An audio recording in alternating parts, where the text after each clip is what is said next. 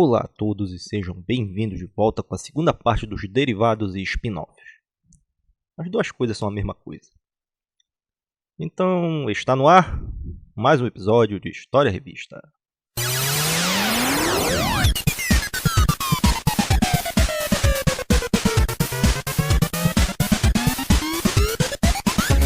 Aquela primeira parte dos spin-offs fez um grande sucesso, eu nem achei que ia ser visto por tanta gente assim. E como esse tema é uma coisa bem ampla, enquanto escrevi o primeiro já tinha levantado uma centena de nomes que podiam fazer parte de outros episódios do tipo, e que todos são igualmente importantes. Por isso, saiba que depois desse segundo bloco de hoje ainda teremos mais outros episódios do tipo qualquer outro dia. Agora vamos cuidar dos assuntos de hoje, esses nomes não podem esperar mais. Como já perceberam, a primeira série que será vista é Castlevania, que tem um número de jogos bem perto do infinito, e quase todos fazem parte da série principal, isso contando os de Game Boy, de Mega Drive e qualquer outro do tipo. O primeiro spin-off verdadeiro é o Kid Drácula para o Nintendo e Game Boy. Foram lançados respectivamente em 1990 e 93. Esse sim é uma surpresa.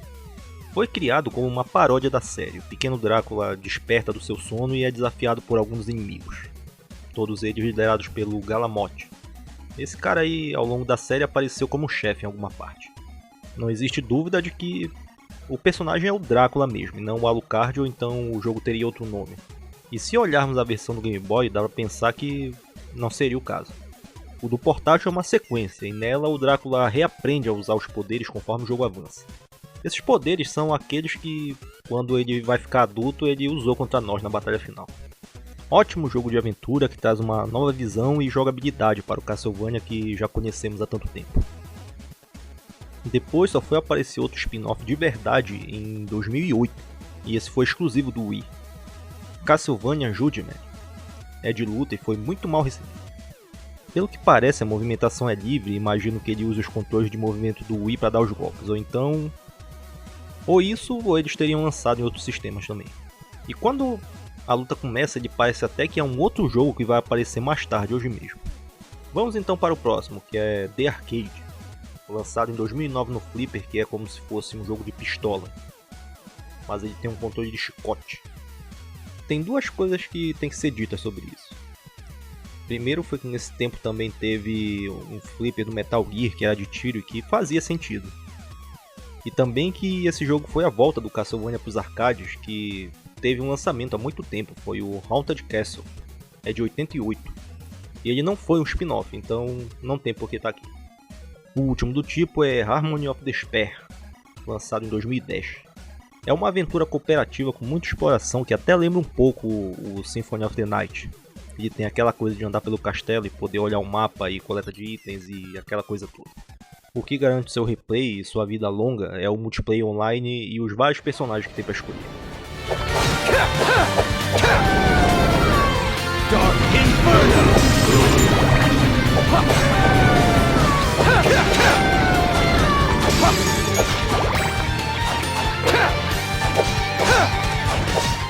Não sei como ainda não comprei esse jogo até hoje. Mas vamos aproveitar que já estamos no território da Konami, que acho que já perceberam que é uma das minhas produtoras favoritas, e vamos com uma das minhas séries favoritas. Metal Gear e suas aventuras enroladas cheias de cutscenes. Em termos de derivados, são bem poucos também. O primeiro de todos, que meio que conta e não conta, é o Snake Revenge, da Nintendo, lançado em 1990. Esse aí foi feito como uma sequência depois que o primeiro conseguiu fazer muito sucesso no Nintendo. Mas o problema foi que pegaram e fizeram a sequência, mas não foram lá avisar o Kojima, que ele é dono da série e da marca. No dia que ele soube da existência desse título, ele logo se arrumou e começaram os trabalhos na verdadeira sequência, que foi o Metal Gear 2, Solid Snake, que foi lançado no começo só no computador MSX, e depois de muito tempo incluíram nas coletâneas da série junto daquele primeiro, o verdadeiro, que é do computador também. Ambos nunca foram lançados em território americano até então, enquanto que o Snake Revenge só ficou na América mesmo, ele nunca foi pro Japão. Voltando ao assunto, o que faz dele um derivado é que no começo era uma sequência, mas deixou de ser quando chegou o verdadeiro segundo jogo. Na prática, essa aventura nem faz parte da cronologia, então teoricamente ele não devia estar por aqui também. Mas um jogo que está no lugar certo é o Ghost Babel, lançamento de 2000 para o Game Boy Color. Sua história tem uma divergência entre as datas em que as coisas daqui e as dos outros jogos aconteceram, mas para todos os efeitos ele acontece entre o Solid 1 e o Solid 2. Na história, uma guerrilha de algum lugar da África arranjou seu próprio Metal Gear e foi ocupar a base conhecida como Outer Heaven lá do primeiro jogo de todos. E como é um jogo 2D, também ficou muito mais parecido com esses primeiros, só que colocaram a mecânica do Solid por cima. As cores do novo Game Boy sempre foram marcantes desse jeito e fizeram um ótimo trabalho aqui. Os menus, a jogabilidade, tudo funciona do mesmo jeito. Foram lá e fizeram mesmo Metal Gear Solid em miniatura e colocaram dentro de um cartucho de 16 MB do Game Boy. Por mais que ele seja um jogo de um sistema 8-bits, a apresentação faz esquecer isso. O pessoal realmente fez pequenos milagres com esse hardware. E o próximo também foi um lançamento para portátil, o PSP no caso. Foi lá que chegou o Metal Gear Acid 1 e 2. Falo Acid, ácido, o que derrete metal, mas o jeito de escrever é com uma exclamação no lugar do I. E como não sei como é que se pronuncia esse negócio, então vai ficar Acid mesmo. Eles fizeram aqui não uma aventura como estamos acostumados com o resto da série, mas combate em turnos através do uso de cartas. E de longe ele parece até que funciona do mesmo jeito que aqueles jogos do Dragon Ball do Nintendo e do Super Nintendo, que eram RPGs. Eu pelo menos consegui compreender o Dragon Ball, mas não o Acid. E olha que quando se trata de Metal Gear, costumo falar que sou uma putinha que joga qualquer coisa, mas esse aqui não deu. E também não fui muito adiante, então não tenho uma opinião sobre o jogo. Não sei se ele todo é ruim ou se é só o começo que é chato pra caramba. Mas o que vi por aí na pesquisa foi que as críticas foram boas e deram boas notas. Isso vale pro primeiro e pro segundo. Sendo que no segundo, ele veio com esse acessório que é um negócio de papelão que encaixa e vira um par de óculos 3D antes do 3DS chegar. Isso aí ficou legal e parece que dá mesmo um extra pro jogo, mas antes de chegar lá é preciso aprender a jogar. Depois disso, em 2008, só no Japão foi lançado o Metal Gear Online, que foi o multiplayer que estava integrado ao quarto jogo em outros lugares do mundo. Sendo que ele já existia desde o tempo do 13 do Portable Ops, o outro do PSP que também tinha lá a sua jogatina online. No terceiro jogo, o Snake Eater, o Metal Gear tinha se tornado também um ótimo jogo de tiro. E o seu modo online também foi um sucesso na época. Era natural que o 4 fizesse a mesma coisa e ele foi mesmo um jogo de tiro muito bom. Até hoje eu quero entender por que foi que a Konami resolveu desligar os servidores junto com a atualização que colocou troféus no jogo. Essa atenção extra fez todo mundo pegar sua cópia e jogar mais uma vez e com certeza eles iam lá para um tiroteio online. Só que agora já foi e eles já falaram que quando vier o resto do 5 vai ter um modo online por ali também. Pelo menos isso. Mas depois desse online que lançaram só no Japão, também teve o Metal Gear Arcade, que foi essa máquina toda invocada que rodava o online com mais imagens em 3D. E como já imaginaram, também ficou só no Japão. E para fechar esse bloco, o último é o Metal Gear Rising, a Revingança. É aquele que nós jogamos com o Raiden e a sua espada que corta de tudo.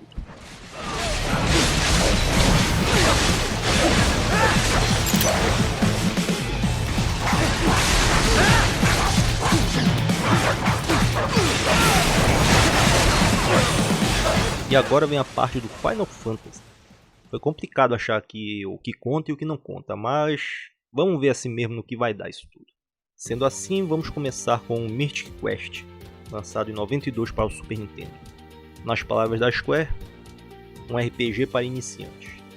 Eles achavam que um daqueles tradicionais era difícil demais para quem não estava iniciado no estilo, e a galera podia rejeitar todos os outros que fossem do tipo. Claro que eles falaram iniciantes, mas nas entrelinhas eles tinham falado dos americanos, que se não gostasse de RPG não teria por que a Square se meter no mercado. E se dermos uma olhada nas datas, esse jogo foi lançado em outubro de 92, primeiro nos Estados Unidos e quase um ano depois, setembro de 93, ele chegou ao Japão. No final de 91 eles tinham lançado o Final Fantasy IV, que foi o primeiro do Super Nintendo. Só que em território americano a recepção e as vendas não foram boas. E foi isso que levou à produção do Mythic Quest. Ele foi lançado na mesma época que lançaram o 5, mas esse aí ficou só no Japão mesmo, até o relançamento em 99 do PlayStation 1. E nem vamos entrar naquela história toda de que misturaram a numeração, porque hoje o assunto são os spin-offs, não a série principal. E nesse caso, o Mystic Quest é um jogo muito legal. Aqui nesse ponto vai entrar uma notinha com aqueles 3 jogos do Game Boy que são conhecidos como Final Fantasy Legend. Só que na verdade eles são a série Saga que mudaram o nome só para lançar mesmo no território americano e ganhar um trocado. Depois daqui vamos pular para alguns anos no futuro, quando o mundo e o universo existiam em função do Final Fantasy VII. Foi nesse tempo que apareceram os primeiros que realmente foram jogos de peso. E isso também juntou com a Square estar num momento ótimo da sua produção. Temos aqui um que não conta como spin-off exatamente, só que vale a nota. Lançado em 98 pela Dream Factory, com a ajuda da Namco, o Flipper recebeu Ehrgeiz, ou Ehrgeiz, luta 3D que tinha no meio dos seus jogadores o Cláudia Tifa. E aí, como a Square cuidou da conversão para o PlayStation 1, eles foram lá e colocaram o resto da turma. Foram a Yuffie, o Zack, o Vincent e o Sephiroth. Talvez o jogo nem precisasse disso, porque ele ficou bem feito, mas a ideia não era fazer um jogo de luta do Final Fantasy. Acabou que o Ehrgeiz entrou para a história conhecido desse jeito. Tinha começado a listar esses jogos do Final Fantasy pela ordem de lançamento, mas o Final Fantasy VII vai bagunçar tudo por aqui, então nós já vamos ficar dentro desse assunto agora. Não vamos perder a contagem, por favor. Alguns anos depois, quando chegou o Advent Children, o filme continuação do Final Fantasy VII, a Square aprontou uma grande festa chamada Compilação do Final Fantasy VII. E isso tratou de várias coisas. Pela ordem dos eventos, tivemos o Crisis Core, 7 anos antes de acontecer o jogo. Foi lançado no PSP e conta a história do Zack, o amigo do Cloud. Depois veio o Before Crisis, para celular. Ele conta a história dos Turtles. Aí acontece o Final Fantasy VII e 2 anos depois acontece o filme, o Advent Children. Passa mais um ano e aí acontece outro jogo, Dirge of Cerberus, lançado no PlayStation 2. Aqui nós jogamos com o Vincent Valentine, e ele tem um revólver de 3 canos que tem o nome Cerberus, que é o mesmo nome do cachorro de 3 cabeças que guarda os portões do inferno. Nos celulares saiu ainda o capítulo perdido desse mesmo jogo, que é um momento do meio da história, como se as coisas já não estivessem enroladas o bastante. Nós estamos aqui para falar dos jogos, então não vou entrar na parte de que eles lançaram outras coisas contando muita coisa dos personagens e o intervalo de cada coisa. Isso aí teve desenho, teve livro, teve texto, teve quadrinhos. Vamos nos concentrar nos jogos. Nessa parte agora devem entrar os títulos Final Fantasy Tactics, mas de acordo com o que foi achado, eles fazem parte da série principal e acontecem todos no mundo do Final Fantasy XII. Só que nós vamos numerar assim mesmo. Teve o do PlayStation 1, do PSP, o do Game Boy Advance, o do DS e mais um outro que foi para telefone celular. E conectado a esse está o Vagrant Story, um RPG lançado em 2000 que é a única série que se originou a partir daqui. E durante o sucesso que o 7 fazia, eles viram uma oportunidade de ganhar mais uns trocados com a figura do Chocobo. O primeiro jogo não saiu, ele seria de luta pro Flipper e depois no PlayStation. O verdadeiro primeiro jogo que eles conseguiram lançar foi o Chocobo Dungeon. Foi um RPG que tinha o pássaro como protagonista e tinha invocações e teve uma sequência que seguiu a mesma linha. O próximo talvez nem conte, porque ele foi exclusivo do Pocket Station, que ele vinha dentro do Final Fantasy VIII. E mais um que é o único que é digno de nota, mas também foi o único que lançaram fora do Japão, foi o Chocobo Racing. Foi a tentativa da Square de fazer um Mario Kart com esse personagem. E ele seria o protagonista, só que o elenco mesmo era de vários personagens da Square de várias épocas. Ainda dentro do assunto Chocobo, tem mais uma dezena de jogos que melhor não falarmos dele, porque a maioria é para celular e é de coisa como criação de Chocobo para corrida, joguinhos de rede social, são besteiras. Não são coisas lá muito importantes. Mas o que veio depois foi, dentro do assunto mesmo que tem, foi a série Crystal Chronicles, que foi lançado primeiro no GameCube em 2003 e era compatível com o Game Boy Advance, dava para conectar um ao outro e na época ele foi notável porque foi a volta da Square para o sistema Nintendo.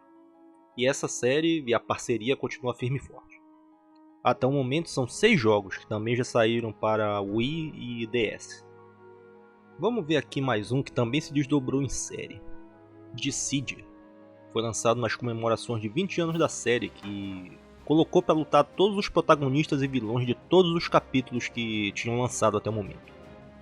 E uma coisa que vou falar para vocês, eu acho que o PSP não tem um jogo mais bonito do que esses dois aqui.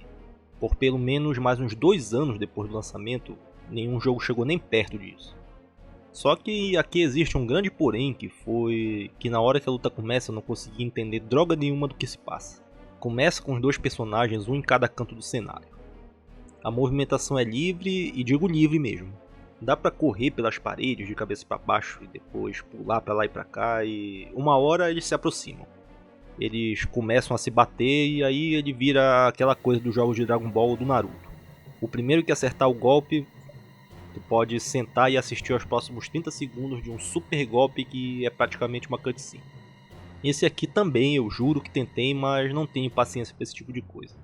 E olha que me interessei pelo sistema do jogo, que eles falaram que é um papo de que a luta começa e os lutadores acumulam pontos e ganham experiência, sobem de nível e chamam as invocações, mas não deu. Por aí por esse mundo tem muita gente que conseguiu pegar a ideia e o jogo fez sucesso. Foi bastante para virem com uma continuação que é uma prequel que se chamava Dissidia Duodécimo. É assim que se leu o 012. E ele seguiu a mesma linha, com o mesmo elenco, só que colocaram um monte de gente nova. Antes de chegar às lojas, teve ainda um prólogo, que não era o jogo completo, e foi uma jogada que usaram para ganhar um dinheiro extra, normal. Mas só quem jogou o prólogo poderia habilitar no jogo completo a Aeris, para ser uma ajudante. E todos nós sabemos como essa personagem é amada. Só que a festa ainda não acabou. O Nintendo DS teve em 2009 o 4 Heroes of Light, os 4 Heróis da Luz, e esse quase teve uma sequência. Começou a ser feita, mas no meio do caminho resolveram mudar as coisas e aí ele virou aquele jogo chamado Bravely Default, que lançaram lá pro 3DS. Fora esses jogos, tem ainda mais uma centena que são os já citados jogos sociais para celular, que são alguma coisa relacionada e não são exatamente Final Fantasy valendo. Menos aquele que se chama All the Bravest, que são uns 100 personagens que a gente vai só clicando nos jogadores para eles atacarem. E saindo desse departamento também tem as séries Saga e Mana e o Kingdom Hearts, com todas aquelas participações. É muito jogo e também é o final do episódio de hoje. A parte 2 dos spin-offs e derivados. Tem pelo menos mais 2 vindo por aí, então fiquem de olho que a qualquer momento, sem qualquer aviso, nós vamos colocar esse programa por aqui.